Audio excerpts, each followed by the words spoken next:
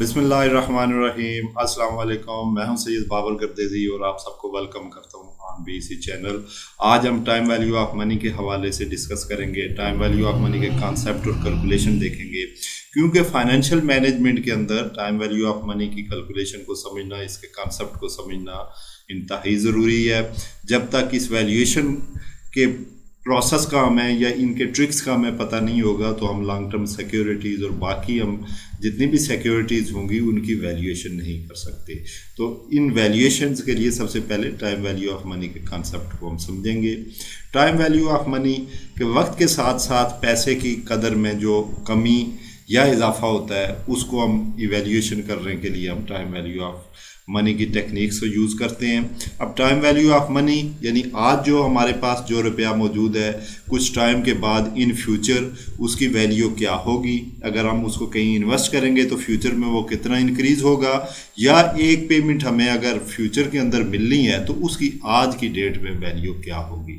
तो इन चीज़ों को हम देखेंगे आज की डिस्कशन के अंदर। टाइम वैल्यू ऑफ मनी, इसमें तीन एस्पेक्ट इंतहाई इंपॉर्टेंट होते हैं। एक टाइम होता है कि वक्त जो है जिसके लिए हम इन्वेस्टमेंट करने जा रहे हैं, इन्वेस्टमेंट डिसीजन हम लेने जा रहे हैं, जो टेन्योर है हमारा वो बड़ा इंपॉर्टेंट है। प्रिंसिपल अमाउंट के जो अमाउंट हम मनी जो हम इन्वेस्ट करने जा रहे हैं या जो हमने सेव की हुई है और उसको हम इन्वेस्ट करना चाह रहे हैं।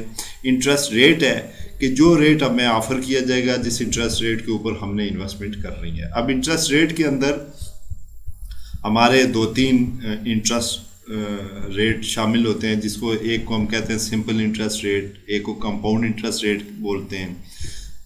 सिंपल इंटरेस्ट रेट वो होता है कि जो प्रिंसिपल अमाउंट के ऊपर पे किया जाता है। सिंपल उसको हम कहते हैं कि interest earn on the principal investment, वो सिंपल इंटरेस्ट रेट होता है। Compounding interest, earning interest on interest, यानी आपकी जब प्रिंसिपल अमाउंट और एक साल आपने कहीं इन्वेस्ट किया, प्रिंसिपल अमाउंट लेट से 10,000 आपने इन्वेस्ट की, उसके ऊपर आपको 1,000 इंटरेस्ट मिल गया। अब नेक्स्ट ईयर के लिए वो आपका 10,000 प्लस 1,000 मिला के तो 11,000 के ऊपर आपको इंटरेस्ट जो मिलेगा, तो उसको हम कहेंगे कि प्रिंसिपल और जो इंटरेस्ट हमारा लगा हुआ है उसके ऊपर दोबारा जो इंटरेस्ट लग रहा है, तो इसे हम कहते हैं कंपाउंड इंटरेस्ट है। फिर फिक्स इंटरेस्ट रेट है कि जो कि किसी भी इन्वेस्टमेंट के ऊपर अगर फिक्स कर दिया जाता है लॉन्ग टाइम के लिए, लाइफ टाइम के लिए जिसको फिक्स कर दिया जाता है, तो उसे हम कहते हैं fix interest rate. Discounted rate या कैपिटलाइजेशन रेट के इंटरेस्ट रेट जो यूज़ होता है कन्वर्ट करने के लिए फ्यूचर वैल्यू को प्रेजेंट वैल्यू के ऊपर, तो इसको हम कहते हैं कि ये हमारा डिस्काउंट रेट है। अब हम कैलकुलेशन के ऊपर आते हैं कि कैलकुलेशन क्या क्या होंगी, इसके अंदर हम किन किन चीज़ों को देखेंगे।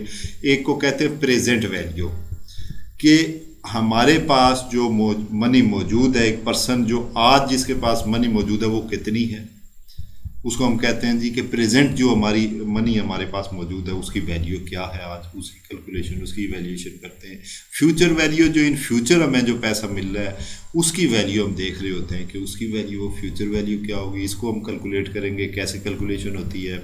इंटरेस्ट रेट, प्रेजेंट वैल्यू को हम PV से डिनोट करेंगे, आगे हम प्रेजेंट वैल्यू के PV यूज़ करेंगे, फ्यूचर वैल्यू के लिए FV यूज़ होगा। इंटरेस्ट रेट I से डिनोट किया जाएगा, टाइम के लिए हम N को यूज़ करेंगे। और इन सब कैलकुलेशन के लिए आप फाइनेंशियल कैलकुलेटर भी यूज़ कर सकते हैं, एक्सेल के ऊपर भी मौजूद है, और आपके जो कैलकुलेटर फाइनेंशियल जो साइंटिफिक कैलकुलेटर है उनके ऊपर भी आप थ्रू फाइनेंशियल कैलकुलेशन भी इन सारी कैलकुलेशन को कर सकते हैं। वहाँ पे सारे सिंबल्स दिए होते हैं। अब हम कैलकुलेशन के ऊपर फ्यूचर वैल्यू के ऊपर आते हैं। अब फ्यूचर वैल्यू से पहले हम देखेंगे कि टाइम वैल्यू के अंदर हमें किन किन वैल्यूज़ की फ्यूचर और प्रेजेंट वैल्यू को हम कैलकुलेट करेंगे।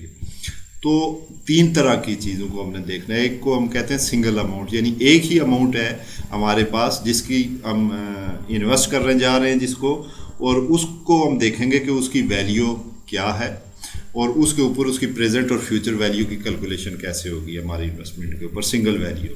फिर आएगा कि सीरीज़ ऑफ पेमेंट्स, यानी हर साल हमने एक इन्वेस्टमेंट करनी है और उससे कैश फ्लोज होनी है हर साल, तो इक्वल इंस्टॉलमेंट मिलनी है जिसे हम एन्युटी कहेंगे। और फिर ऐसे भी होगा कि हर साल हमें इक्वल इंस्टॉलमेंट नहीं मिलेंगी, बल्कि हमें डिफरेंट अमाउंट मिलेंगी, किसी साल 2000 होगी, 3000 होगी, 5000, 6000, तो इसको कहते हैं मिक्स स्ट्रीम।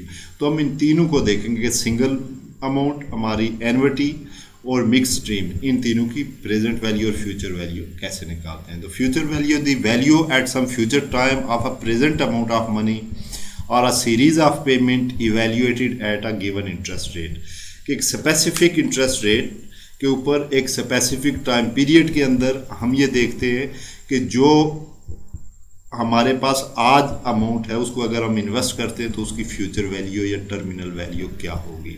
तो बड़ा सिंपल सा इसका फार्मूला है, यानी प्रेजेंट वैल्यू जो आज आपके पास पैसा है, लेट से आपके पास 1000 है आज, आपने देखना है कि उसको अगर आप इन्वेस्ट करते हैं तो आपको आफ्टर 5 ईयर, आफ्टर 6 ईयर एक स्पेसिफिक इंटरेस्ट रेट के ऊपर, लेट से वो 10% है, तो वो कितनी आपकी अमाउंट इंक्रीज होके कितनी हो जाएगी, यानी फ्यूचर में 5 साल के बाद वो वैल्यू आज आपके पास अगर 10,000 है, उसको आप इन्वेस्ट कर रहे हैं तो after 5 year on a interest rate 10%, 5 साल के बाद वो अमाउंट कितनी होगी।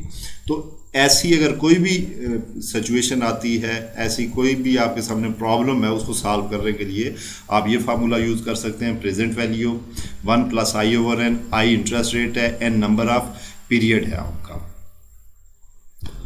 या आप इसको फ्यूचर और कंपाउंड वैल्यू के लिए future value present value 1 + i/n, 1 + i आपका इंटरेस्ट रेट आएगा, n नंबर ऑफ पीरियड यानी ईयर कितने साल के लिए आप कर रहे हैं, तो इसको आप हल करेंगे। या एक एन्युटी टेबल होता है, हर बुक के फाइनेंशियल मैनेजमेंट की बुक के एंड के ऊपर टेबल दिए होते हैं प्रेजेंट वैल्यू के और फ्यूचर वैल्यू के। उसके ऊपर होता है present value, future value, interest factor i/n। तो आप वहाँ से आई आपका लेट से 10% है, आपका इंटरेस्ट रेट 10% है, और n 5 ईयर है, 6 ईयर है, 10 ईयर है, तो स्पेसिफिक वहाँ पे आपके कॉलम बने हुए हैं, उनमें इनकी वैल्यूज़ भी दर्ज होती है। उनको अगर आप मल्टीप्लाई करते हैं तो तब भी आपका आंसर निकल आएगा। सेकंड वे ये होता है कि आप 1 by 1 इसको खुद हल करें। जैसे यहाँ पे $1,366 है, तो उसको वो देख रहे हैं कि वो आज अगर हमारे पास है तो इसको अगर हम इन्वेस्ट करते हैं 4 ईयर के लिए ऑन इंटरेस्ट रेट 10% के ऊपर, तो हमारा ये इंक्रीज़ होके 4 साल के बाद ये पैसा कितना होगा। तो ये आपकी प्रिंसिपल प्रेजेंट वैल्यू आ गई 1 + i/n। फ्यूचर वैल्यू इसकी कैलकुलेशन होगी तो 2000। अगर आप $1,366 आज इन्वेस्ट करते हैं तो आफ्टर 4 ईयर आपको अगर 10% उसके ऊपर इंटरेस्ट रेट मिल रहा है तो ये आपका 2000 हो जाएगा। नेक्स्ट इसी तरह से हम प्रेजेंट वैल्यू इस तरह से भी इसको देखेंगे कि फ्यूचर वैल्यू हमने देख लिया। अब हम प्रेजेंट वैल्यू के ऊपर आते हैं। तो प्रेजेंट वैल्यू क्या होती है कि फ्यूचर में the current value of a future amount of a money, एक अमाउंट आपको फ्यूचर में मिल रही है, यानी आफ्टर 5 ईयर, अगर उसी एग्जाम्पल को हम देखते हैं कि 5-4 साल के बाद अगर जो हमें 2000 मिल रहा है उसकी आज हम कैलकुलेशन करें तो वो कितना होगा। तो इसको देखते हैं। इसके लिए फार्मूला है हमारा, उसी फार्मूले को, बेसिक वही फार्मूला है आपका फ्यूचर वैल्यू का, उसी को हम रिवर्स करते हैं। प्रेजेंट वैल्यू की जगह पे आपकी फ्यूचर वैल्यू चली जाएगी, फ्यूचर वैल्यू की जगह प्रेजेंट वैल्यू चली जाएगी। फ़र्क क्या होगा कि आपका 1 / 1 + i/n, क्योंकि एक वैल्यू ये भी थी आपकी फ्यूचर वैल्यू के फ्यूचर वैल्यू बराबर है आपकी present value multiply by 1 + i/n। तो जब प्रेजेंट वैल्यू इधर आएगी, फ्यूचर वैल्यू ऊपर जाएगी, तो आपकी इस तरह की कैलकुलेशन बन जाती है। प्रेजेंट वैल्यू आपकी बराबर है future value divided by 1 + i/n। या आप इसको प्रेजेंट वैल्यू इंटरेस्ट फैक्टर को के थ्रू आप जाके एन्युटी टेबल से भी इसकी वैल्यू उठा सकते हैं। वो वैल्यू भी जो आपकी इस फार्मूले से कैलकुलेशन होती है वो वैल्यू भी इसके इक्वल होगी। यानी प्रेजेंट वैल्यू इंटरेस्ट फैक्टर बराबर किसके होता है 1 / 1 + i/n के। तो इस तरह से हम फ्यूचर अपनी प्रेजेंट वैल्यू को हम निकाल सकते हैं। आगे की एग्जांपल हम देखते हैं कि प्रेजेंट वैल्यू का फार्मूला है। फार्मूले में भी आपको present value, future value, I जो है इंटरेस्ट रेट और N number of interest period, यानी जिस टाइम पीरियड के लिए आपने इन्वेस्टमेंट की है, तो इसको शो करेगा। प्रेजेंट वैल्यू बराबर है future value divided by 1 + i/n। तो इस तरह से भी हम इसको देख सकते हैं हम। ये सिंगल अमाउंट की हमारी प्रेजेंट वैल्यू और फ्यूचर वैल्यू थी, यानी सिंपली हम इन फार्मूलाज से हम प्रेजेंट वैल्यू और फ्यूचर वैल्यू सिंगल अमाउंट की फाइंड आउट करने के बाद नेक्स्ट हमारी है कि series of equal payments are receipt, जो हमें इक्वल इंस्टॉलमेंट मिलती हैं सीरीज़ के अंदर, हमें जो रिसीट और पेमेंट्स हो रही होती हैं उन्हें हम एनविटी बोलते हैं। अब एनविटी के अंदर दो तरह की होती हैं, एक को ऑर्डिनरी एनविटी कहते हैं कि जो पेमेंट या रिसीट हमें at the end of each period वसूल हो रही होती हैं। जैसे हमें कैश इनफ्लो या आउटफ्लो हमारा after 1 year, after 2 year, 3 year हमें इक्वल इंस्टॉलमेंट के ऊपर मिल रहा है, यानी 1 साल के बाद जो हमें इनफ्लोज या आउटफ्लोज हो रहे हैं तो उन्हें हम कहते हैं कि ये ऑर्डिनरी एनविटीज़ है। और जो साल के शुरू में हमें मिल जाती हैं यानी बिगिनिंग ऑफ ईच पीरियड मिल जाती हैं उसे हम ड्यू एनविटी कहते हैं। इनके फार्मूलाज भी, फार्मूला वही है बेसिक हमारा, उसके थ्रू हम टाइम लाइन के थ्रू भी 1 बाय 1 इन अमाउंट से हम कैलकुलेशन कर सकते हैं। और इन फार्मूलाज के साथ भी अगर एक स्पेसिफिक आप एक ही फार्मूला लगा के टोटल वैल्यू फाइंड आउट करना चाहें तो वो भी आप कर सकते हैं। ये आपकी ऑर्डिनरी एनविटी के फार्मूलाज हैं और ये आपकी ड्यू एनविटी के फार्मूला है। अब हम 1 बाय 1 इन्हें देखेंगे। ऑर्डिनरी एनविटी की फ्यूचर वैल्यू सबसे पहले देखते हैं। फार्मूला वही है हमारा कि ऑर्डिनरी एनविटी की फ्यूचर वैल्यू के एक कैश इनफ्लो हो रही है हमें after 1 year, 2 year, 3 years, 5 year के लिए हमें हर साल हमें मिल रही है 1000 की अमाउंट, और उसको हम देख रहे हैं कि उसकी फ्यूचर वैल्यू क्या होगी। फार्मूला वही था हमारा, पहले present value multiply by 1 plus I over N था। तो अब क्योंकि प्रेजेंट वैल्यू एक नहीं है, बहुत सारी हैं, तो पेमेंट पर पीरियड में को हम शो करेंगे पीएमटी के साथ 1 plus I over N -1 divided by I. तो -1 ओवर आई इंटरेस्ट रेट ये करेंगे तो हमें टोटल हमें जो भी अमाउंट हम इन्वेस्ट करते जाएंगे हर साल, तो उसकी हमें पता चल जाएगा कि हर साल अगर हम 1,000 रुपया इन्वेस्ट करते जाएं तो 4 साल के बाद उसकी टोटल वैल्यू कितनी होगी। तो ये हमें पता चल जाएगा कि हमारी फ्यूचर वैल्यू जो है, जो हम इन्वेस्ट कर रहे हैं या जो हमें मिलनी है हर साल, जो कैश आउटफ्लो होनी है या इनफ्लो होनी है, तो उसका हमारा total valuation after 4 year, 5 year वो अमाउंट कितनी होगी, वो आज की डेट में बैठ के हम उसको कैलकुलेट कर सकते हैं।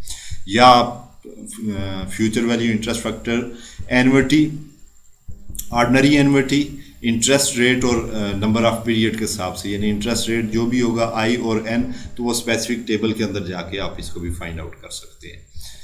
इसको हम टाइम लाइन के ऊपर भी 1 बाय 1 करके भी हम इसको कैलकुलेट कर सकते हैं। जैसे हमें हर साल जो है हमें आउटफ्लो इनफ्लो होनी है $1,000 की होनी है 5 साल के लिए, तो हम इसकी कैलकुलेशन करेंगे कि ये कितनी। नॉर्मली तो हम ये देखेंगे कि हर साल हमें 1,000 रुपया मिल रहा है तो 5 साल के बाद 5,000 रुपया होना चाहिए, और अगर वो हमें 5% के हिसाब से मिल रहा है तो इसका मतलब है कि हमें उसके ऊपर 1,000 के ऊपर 5%, यानी हमें अगर 10 रुपीज़ मिल रहे हैं या 5 रुपीज़ मिल रहे हैं या 50 रुपीज़ मिल रहे हैं तो वो उनकी वैल्यू कितनी होगी। नॉर्मली अगर हम देखते हैं तो हम कहते हैं जी कि ठीक है वो 50 पे मिलेंगे, तो इसका मतलब है 250 रुपया, यानी 5,200 रुपीज़ होना चाहिए या $5,200 होना चाहिए। लेकिन जब हम इसको प्रॉपरली कैलकुलेट करेंगे तो हम देखेंगे कि ये 5,525.64 ये फ्यूचर वैल्यू ऑर्डिनरी। अब इनकी 1 बाय 1 कैलकुलेशन कैसे हुई है देखें। पहले साल की 4 ईयर के हिसाब से हुई है 1 प्लस आई ओवर एन, यानी बेसिक जो फार्मूला था आपका प्रेजेंट वैल्यू 1,000, 1 प्लस आई 1.05 ओवर 4 ईयर, ये 3 ईयर, 2 ईयर, 1 ईयर। और ये क्योंकि साल के आखिर में मिली है, हम 5 साल के लिए कर रहे हैं, तो सेम अमाउंट होगी, ये अभी यूटिलाइज या इन्वेस्ट नहीं हुई, इसके ऊपर नहीं मिलेगा। ये 1 बाय 1 भी हम कर सकते हैं और अगट्ठे भी हम, यानी PMT 1000 1 plus I over N -1 divided by I करेंगे, तब भी हमारा आंसर जो है वो यही होगा। तो नेक्स्ट हम चलते हैं। ये भी कैलकुलेशन इस तरह 1 plus I N -1 divided by I, इसको भी आप देख लें कि 1000 हमने इन्वेस्ट किया था 103 ईयर के लिए, तो 10% के ऊपर, तो ये 3 साल के बाद हमें जो पैसा मिल रहा है 331 ये हमें मिल रहे हैं। तो ये हम हमने कैलकुलेशन अपनी कंप्लीट की है। नेक्स्ट हमारी आती है ऑर्डिनरी इन्वेंट्री की प्रेजेंट वैल्यू, कि जो पैसा हमें फ्यूचर में मिलना है उसकी आज हम डिसाइड कर रहे हैं कि आज उसकी वैल्यू क्या होगी, ताकि हम डिसीजन ले सकें कि वो जो हमें 5 साल के बाद जो पैसा मिल रहा है, लेट से हम कहते हैं जी कि हम 1,000 रुपीज़ ऐड करेंगे, 5 साल के बाद हमें 5,500 रुपया मिलेगा।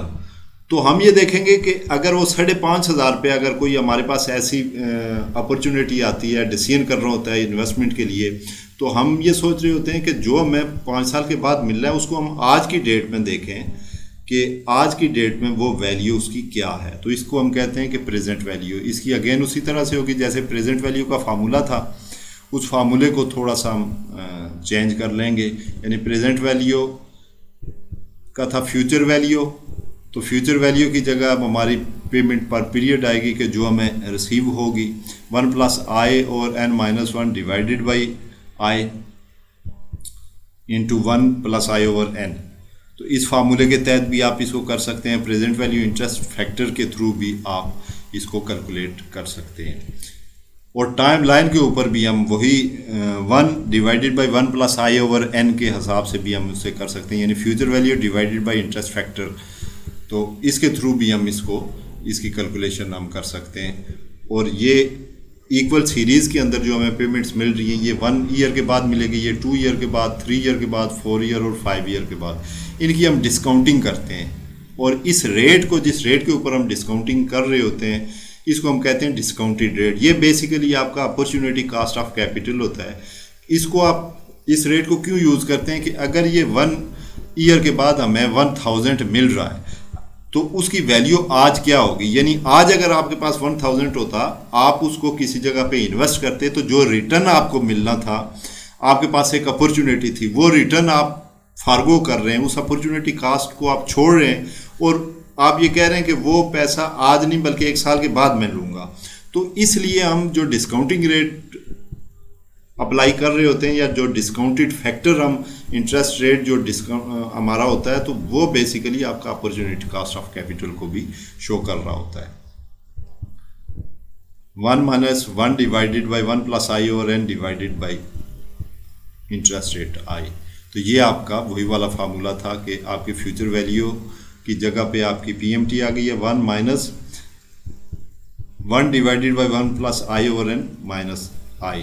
तो इससे आप आराम से अपनी इवैल्यूएशन कर सकते हैं। नेक्स्ट हमारा इसी तरह आएगा due annuity, future value, due annuity और जो आपकी ऑर्डिनरी एन्युटी है, फ़र्क दोनों में यही है कि एक में पेमेंट यहाँ से स्टार्ट हो रही है आफ्टर 1 ईयर और एक की स्टार्ट ऑफ ईयर हो गई है। तो अब देखें कि ये जब इसकी कैलकुलेशन टाइमलाइन के ऊपर करेंगे तो वहाँ पे हमने ऑर्डिनरी में 4 ईयर कहा था, इसमें 5 ईयर, क्योंकि ये हर साल के शुरू में होगी, तो जो आखिर में हमें जो पेमेंट मिलनी है 5वें साल, तो उसके ऊपर पूरा 1 साल वो इन्वेस्ट रहेगा और उसके ऊपर हमें इंटरेस्ट मिलेगा। तो 5 ईयर, 4 ईयर, 3 ईयर, 2 ईयर और 1 ईयर, तो ये वैल्यू आपकी ज़्यादा होगी, क्योंकि इसके अंदर आपकी साल के शुरू में इन्वेस्टमेंट आउटफ्लो या इनफ्लो होता है, तो इसके ऊपर आपकी कैलकुलेशन भी 1 साल का इजाफा होता है। इसी तरह से आप इसको ऐसे भी कैलकुलेट कर सकते हैं, इसकी प्रेजेंट एन्युटी की प्रेजेंट वैल्यू। अब इसमें और उनमें फ़र्क ये होता है कि एक अकाउंटिंग पीरियड आपने एक एडिशनल इनके अंदर ऐड करना होता है। जैसे यहाँ पे हमने इसमें वही 1 - 1 डिवाइडेड बाई 1 + i/n और मल्टीप्लाई बाई 1 + i, यानी एक इंटरेस्ट फैक्टर का ईयर हमने इसके अंदर ऐड ऑन कर दिया। इसी तरह हम डिस्काउंटिंग भी उसी तरह से करेंगे, 5 4 3 2 1 सेम लाइक उसी तरह से हमारी डिस्काउंटिंग भी होगी। यानी इसमें पहले साल तो सेम का सेम रहेगा, इसके ऊपर ज़ाहिर है हमें कैश इनफ्लो या आउटफ्लो हो गई है, वो हमारी उसकी वैल्यू सेम ही है। इसके ऊपर 1 साल गुजर गया है, लिहाजा ये डिस्काउंट होगा 1 ईयर के हिसाब से, 2 ईयर के हिसाब से, 3 ईयर के हिसाब से और 4 ईयर के हिसाब से।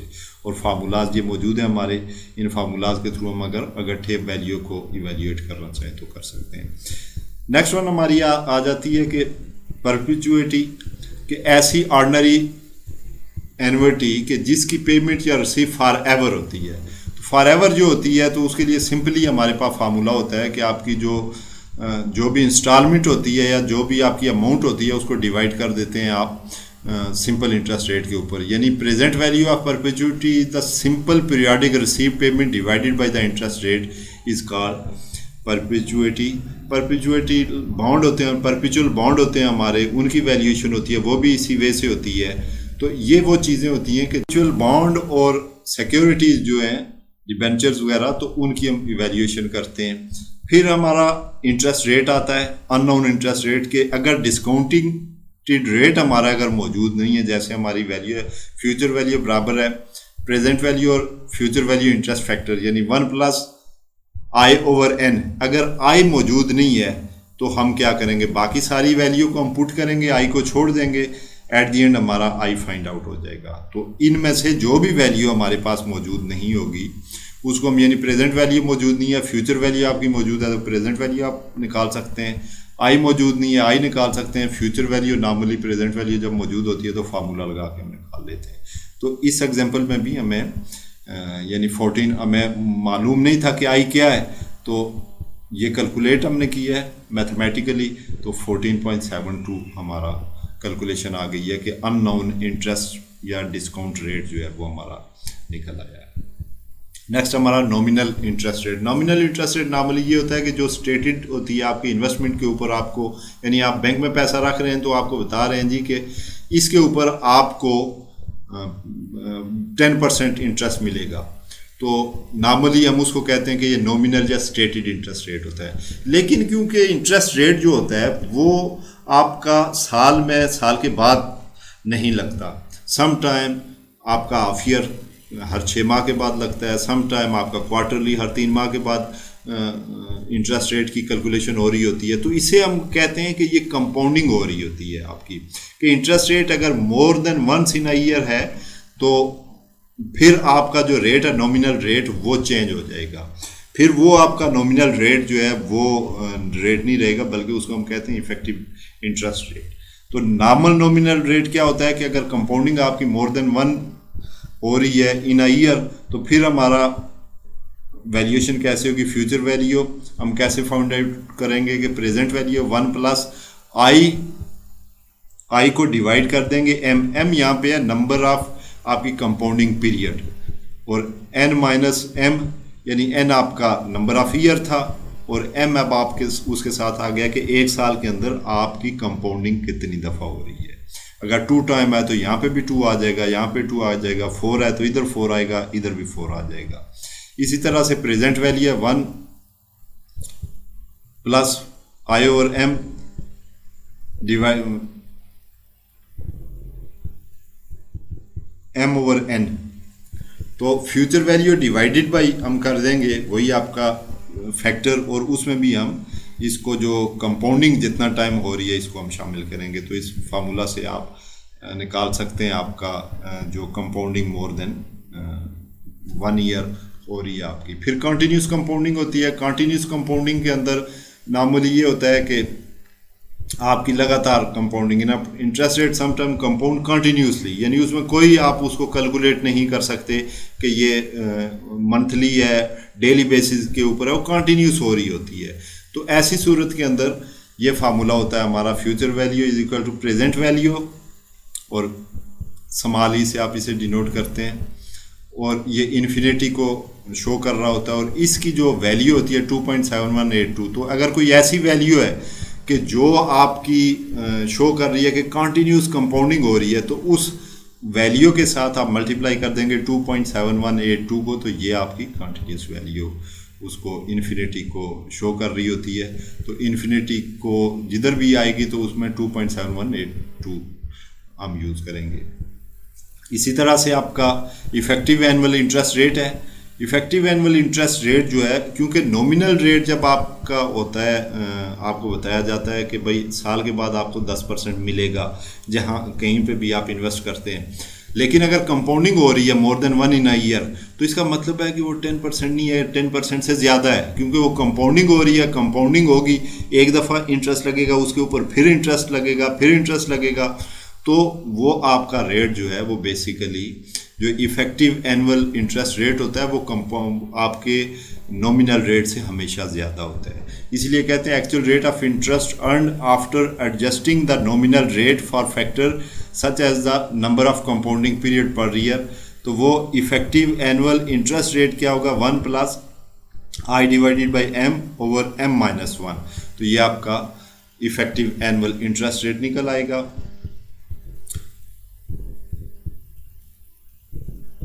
इसके बाद हम देखेंगे हमारी अमार्टाइजेशन है। अमार्टाइजेशन ये होती है कि कोई लोन वगैरह आप जब लेते हैं इंस्टॉलमेंट के ऊपर, तो इंस्टॉलमेंट आपने पे करनी होती है इक्वल इंस्टॉलमेंट में। लेट से आपने 10,000 का लोन लिया है, अब आपको चाहिए कि आप कैलकुलेट करेंगे आपने कितने टाइम के लिए लिया और कितने इंटरेस्ट रेट के ऊपर लिया और आपकी इंस्टॉलमेंट कैसे बनेगी। तो सिंपली वही है आपकी कि जो फ्यूचर वैल्यू थी आपकी, आपने किया था कि प्रेजेंट वैल्यू आपकी, कि आज जो आपके पास अमाउंट थी प्रेजेंट वैल्यू आप फाइंड आउट करते थे कि जो आपको इनफ्लो होंगी इन फ्यूचर, तो उनकी पीएमटी, तो वही फार्मूला वही यूज़ होगा। सिर्फ उस फार्मूले के अंदर जो प्रेजेंट वैल्यू थी वो आपकी डिफरेंट होगी और पीएमटी बेसिकली आपने फाइंड आउट करनी है। तो पीएमटी फाइंड आउट करने का वे क्या है कि आपकी फ्यूचर वैल्यू या present value interest rate divided by 1 plus I over N minus 1। तो ये आपका नॉर्मल जो फार्मूला था प्रेजेंट वैल्यू का या फ्यूचर वैल्यू का, तो उसमें जब आप पीएमटी की एडिशन करेंगे और देखेंगे कि आपकी इक्वल इंस्टॉलमेंट जो है वो किस तरह से फाइंड आउट कर रही है, तो उसको आप इस फार्मूले के तहत फाइंड आउट कर सकते हैं। ये इंशाल्लाह हम नेक्स्ट लेक्चर के अंदर इनकी प्रैक्टिकल प्रॉब्लम्स को भी देखेंगे, या आपको एनविटी टेबल के अंदर भी पीएमटी की आपको इंटरेस्ट फैक्टर दिया होता है, वहाँ से भी आप उसको एडिशन कर सकते हैं। इसी के साथ साथ एक रूल होता है हमारा कि हम अगर अपनी इन्वेस्टमेंट को देखना चाहें कि कितने अरसे में डबल हो सकती है, तो उसे कहते हैं रूल ऑफ 72। तो 72 को आप अगर लेट से हम देखते हैं कि हमारे 6 ईयर में हम देखना चाहें कि किस तरह कितने इंटरेस्ट रेट के ऊपर हमारी अमाउंट डबल हो सकती है, तो हम 72 डिवाइडेड बाई 6 करेंगे तो हमारे पास इंटरेस्ट रेट निकल आएगा कि कितने इंटरेस्ट रेट होना चाहिए कि जिस पे हमारी अमाउंट डबल हो सकती है। या अगर हमारे पास रेट है स्पेसिफिक, तो हम 72 को रेट के ऊपर डिवाइड करेंगे तो टाइम पीरियड निकल आएगा कि इस इंटरेस्ट रेट के ऊपर इतने टाइम पीरियड के ऊपर हमारी अमाउंट डबल हो जाएगी। इसे कहते हैं रूल ऑफ 72, यानी अमाउंट को डबल करने का ये एक रूल स्टैंडर्ड चल रहा होता है। तो ये हमारी कॉन्सेप्चुअल कुछ चीज़ें थी जो कि टाइम वैल्यू ऑफ मनी के अंदर हमारे लिए डिस्कस कर रही बड़ी ज़रूरी थी। उम्मीद है आपके लिए ये आपके कॉन्सेप्ट में, आपकी कैलकुलेशन में ये आपके लिए बेनिफिशियल होंगी। Thank you very much.